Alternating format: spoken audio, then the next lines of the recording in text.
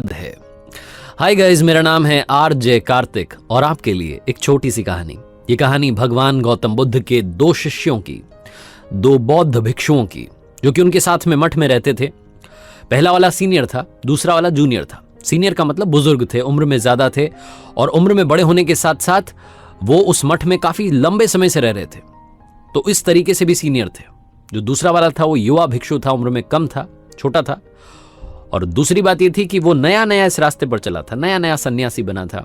जो मोक्ष का रास्ता है उस पर उसने बस चलना शुरू ही किया था।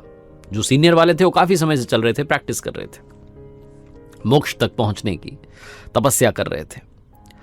बरसात का मौसम था, जो मठ था वो जंगल के बीच में था, गांव से, नगर से डिस्टेंस थी काफी, और रूटीन था कि आपको जाना है, भिक्षा मांग करके, भिक्षा ग्रहण करके वापस आना है। तो उसी रूटीन को फॉलो करते हुए दोनों निकल पड़े।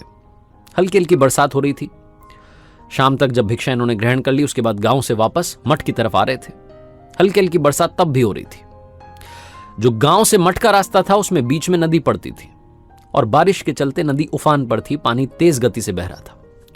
नदी के इस किनारे पर पहुंचे, उस किनारे तक जाने की कोशिश कर रहे थे, पार करना ही चाह रहे थे, उस तैयारी में थे। तभी इन्हें अचानक से किसी लड़की की आवाज सुनाई दी। इन्होंने पलट करके देखा तो वहां एक सुंदर कन्या खड़ी थी। दूर से देखने पर ऐसा लग रहा था कि मानो अप्सरा खड़ी है। इतनी सुंदर, अत्यंत सुंदर, स्वर्णाभूषण उसने पहने हुए थे और ऐसा लग रहा था कि वो राजसी कन्या थी। उसने मदद मांगी, इन्हें आवाज लगाई, उसके पास गए, जाकर के प्रणाम किया। उस लड़की ने कहा कि मैं यहाँ के राजा की बेटी हूं, राजकुमारी हूं। जंगल में शिकार के लिए निकली थी, अपने सैनिकों से रास्ता उनसे बिछड़ गई हूं, रास्ता भी भटक गई हूं, परेशान हूं। मुझे अपने नगर जाना है, नगर का रास्ता उस तरफ है, नदी पार नहीं हो पा रही है।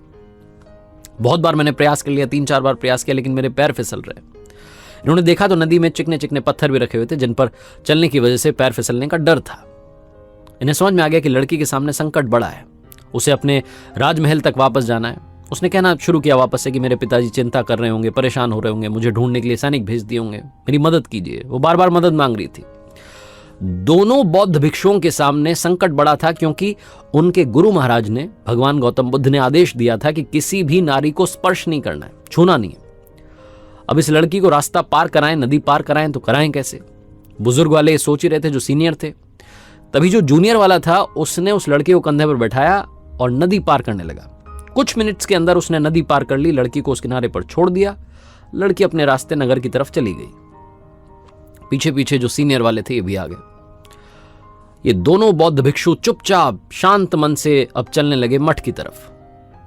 जूनियर वाला चुपचाप चल रहा था, लेकिन सीनियर वाले जो थे, इनका मन शांत नहीं था। इन्हें गुस्सा आ रहा था इस जूनियर वाले पर, युवा भिक्षु पर, कि ये क्या हरकत करी है। जिसकी हम प्रैक्टिस करते आए हैं वो सारी गरिमा आज इसने भंग कर दी। दूरी बना करके चल रहे थे, डिस्टेंस पर थे, बार बार पलट करके गुस्से में देख रहे थे। मठ तक पहुंच गए। संध्या का समय हो चुका था। हाथ मुंह धोए, भोजन करने के लिए बैठे। क्रोध में बुजुर्ग वाले ने भोजन भी कर लिया और मन ही मन सोच रहे थे कि भगवान गौतम बुद्ध के पास जाऊंगा, इसकी शिकायत करूंगा, इसने आज सब कुछ भंग कर दिया, सारी तपस्या भंग कर दी, और उन्हें कहूंगा कि इन युवा भिक्षुओं को जगह मत दीजिए, ये लायक ही नहीं है, इनसे संयम बरता नहीं जाता। बहुत कुछ उनके मन में चल रहा था। भोजन फटाफट करने के बाद में भगवान गौतम बुद्ध के पास गए, तेज आवाज में सुनाने लगे, शिकायत करने लगे। बाकी के जो भिक्षु थे वहां इकट्ठा हो गए। भगवान गौतम बुद्ध ने कहा कि बुलाइए। युवा भिक्षु को बुलाया गया। उससे पूछा गया कि ये जो कह रहे हैं, क्या ऐसा हुआ? क्या वाकई में आपने शाम में किसी नारी को अपने कंधे पर बैठा करके नदी के दूसरी तरफ छोड़ा? क्या ऐसा हुआ कि आपने किसी नारी को स्पर्श किया? वो जो युवा भिक्षु था उसने याद करते हुए कहा कि कौन सी नारी? हाँ, याद आया, वो शाम में मैंने एक लड़की को नदी पार करवाई थी अपने कंधे पर बैठा करके, लेकिन उसे नदी के दूसरे किनारे पर छोड़कर मैं मठ में आ चुका हूं। भगवान माफ कीजिएगा, लेकिन बुजुर्ग वाले जो हैं, जो मुझसे बड़े हैं, ये अभी भी उस लड़की को अपने कंधे पर बैठा करके घूम रहे हैं। जहां उस युवा भिक्षु ने कहा, भगवान गौतम बुद्ध मंद मंद मुस्कुरा दिए और उन्होंने अपने शिष्यों से कहा, अपने शिष्यों को समझाना शुरू किया कि अगर आप वहीं भूतकाल में अटके रह जाएंगे तो जिंदगी में कभी आगे नहीं बढ़ पाएंगे। हमारे दोनों शिष्यों के सामने संकट बड़ा था, चुनौती बड़ी थी, लेकिन जो युवा भिक्षु है, इन्होंने अपनी जिम्मेदारी भी निभाई, जो कि इन्हें निभानी चाहिए थी, किसी की मदद करनी चाहिए थी और गरिमा का ख्याल भी रखा। उस लड़की को उस नदी के दूसरे किनारे पर छोड़ने के बाद वो घटना भूल चुके हैं, भूल गए हैं कि किसी नारी को इन्होंने स्पर्श भी किया था, किसी का स्पर्श भी नहीं हुआ था।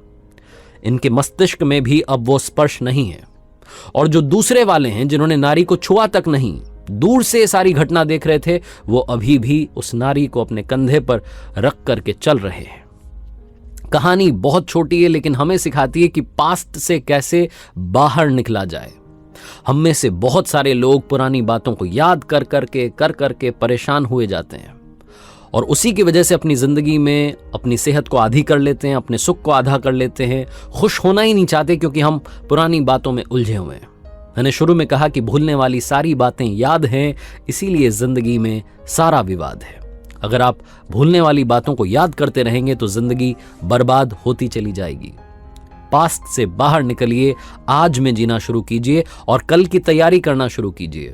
जीना इसी का नाम है। आरजे कार्तिक बस यही कहेगा जो हमेशा कहता है, ऊपर